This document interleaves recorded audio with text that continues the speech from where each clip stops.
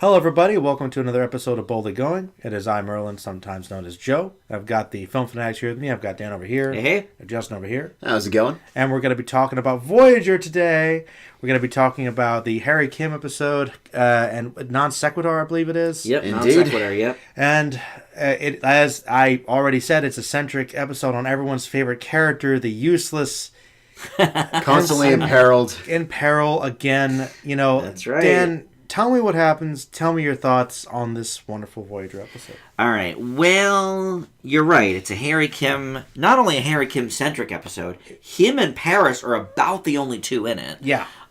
So basically in this episode, it's not so much a time travel episode because he's in the same time, but he wakes up in the beginning of the episode and he is in San Francisco.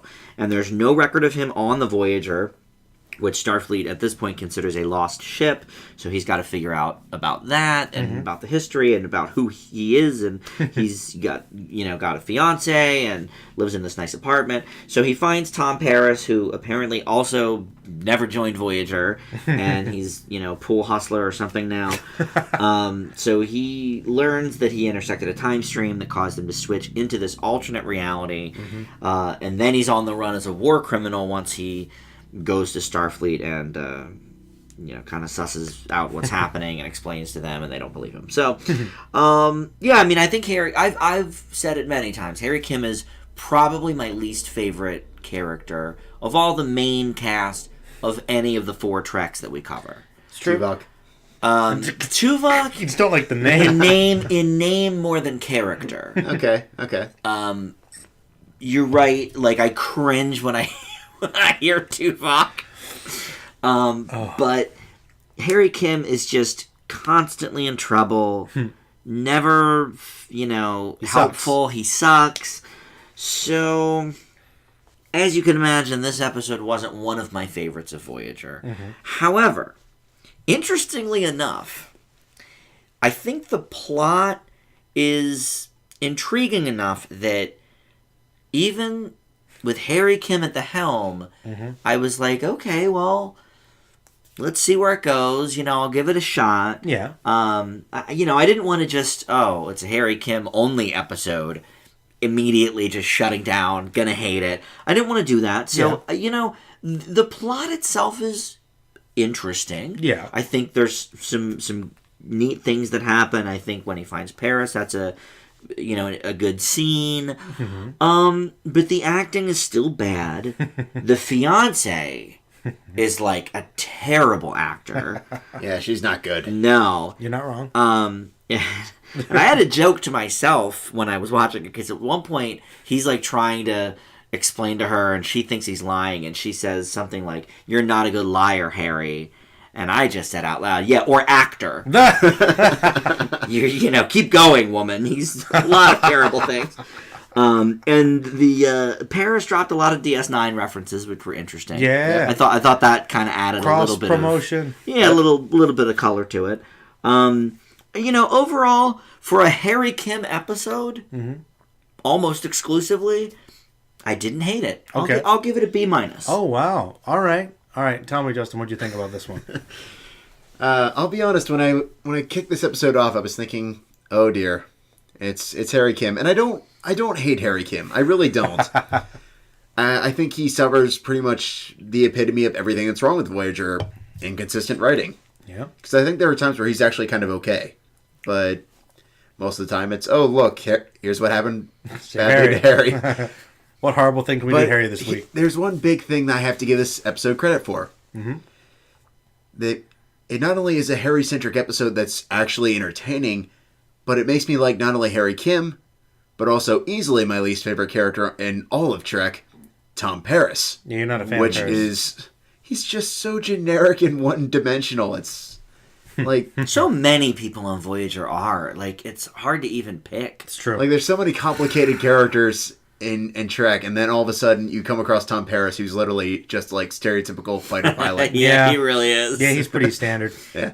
I can fly anything. Gee, how many sci-fi tropes is this? I think I just like him better than Harry Kim on the whole. He's just competent. because, he doesn't get in trouble in every episode and need to be saved. It's true. But continue. But no, I think the the fact that it's not using the entire cast is actually really interesting, and I think the way it progresses is really nice. There's a really solid bit of tension. The way the twists and turns are really nice. The lack of Janeway still kind of bugs me. I'm not going to lie. Well, why start now? Yeah. I mean, you're this late to the party, guys. They haven't used her yet, so. Yeah. It's like, okay, we get her voiceover for about 30 seconds when the episode kicks off, but that's about the bulk of it. Oh, that is rough. I think there could have been more to use with this episode had it been a two-parter. Mm-hmm. So they could have played up the whole, like, okay, here's what's actually going on in the second episode. Maybe get Janeway more involved. True. Instead of it essentially being the Tom Paris, Harry Kim adventure, which is significantly more enjoyable than I thought it was going to be. But Yeah, for sure. for 40 minutes, I thought it was a pretty good ride. I give it a B. All right. Wow. Ooh. What? Joe. You guys liked it, huh? Yeah. Hating did, on yeah. it? Nah, it's all right. Okay. No, I don't really like Harry Kim that much. I'll be honest. I think that really giving him an episode, especially this early on, was kind of ridiculous.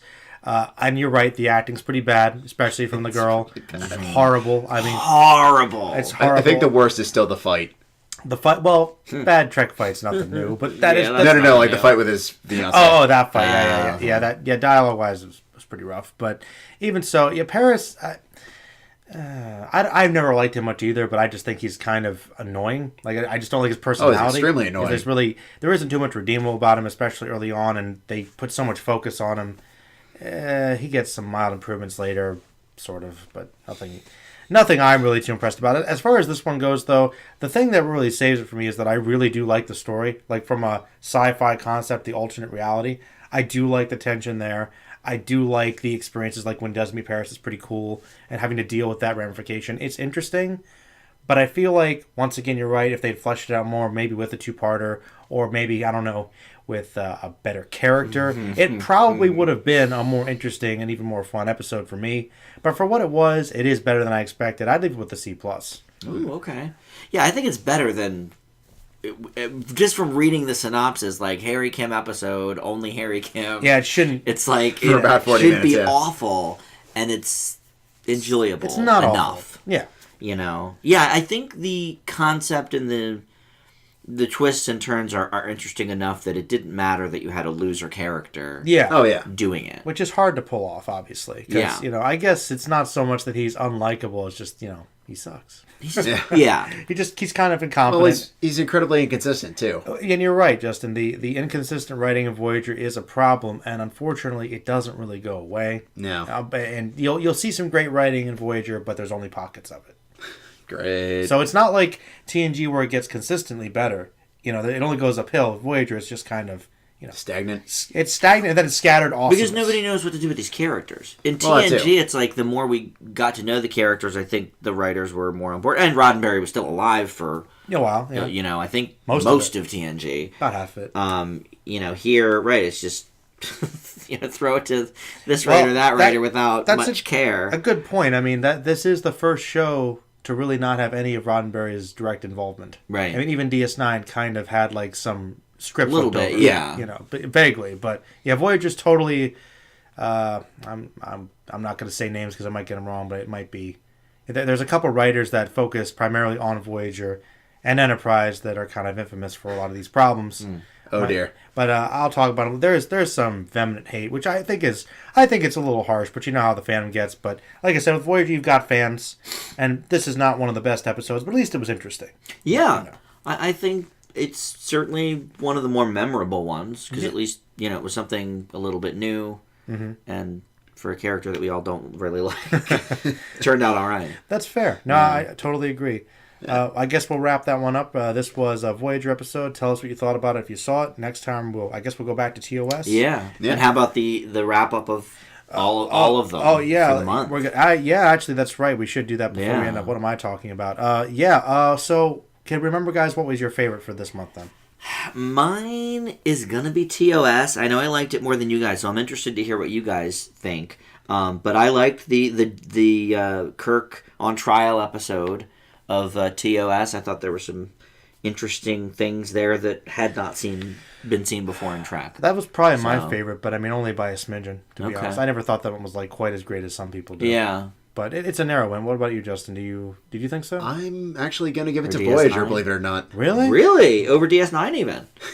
That's unusual. I mean, Deep Space Kira is still at large, but Oh, no, I think Voyager was just such a pleasant surprise this time around. Like, okay, it's two people that I don't have a whole lot of respect for, and they make it work. that's true. True. impressive. There's definite points to be given there. Makes sense. It would be like Chandler and Kevin James making like a good movie. Exactly. It's like, Holy crap, Don't is really that- like well, don't really like these people, but That's a surprise. It's a okay. pleasant surprise. Yeah, That's a good point. that's right. Okay, yeah, that makes sense. I can understand that for sure. Voyager rarely wins. Voyager For many of us. rarely does. So- but maybe eventually it might. Chalk that up to 1. Yeah, Yeah. one win, one point. But yeah, well, I guess we'll wrap up there and let us know your thoughts, guys, and we'll see you next time. Yep. See ya. Till the next time.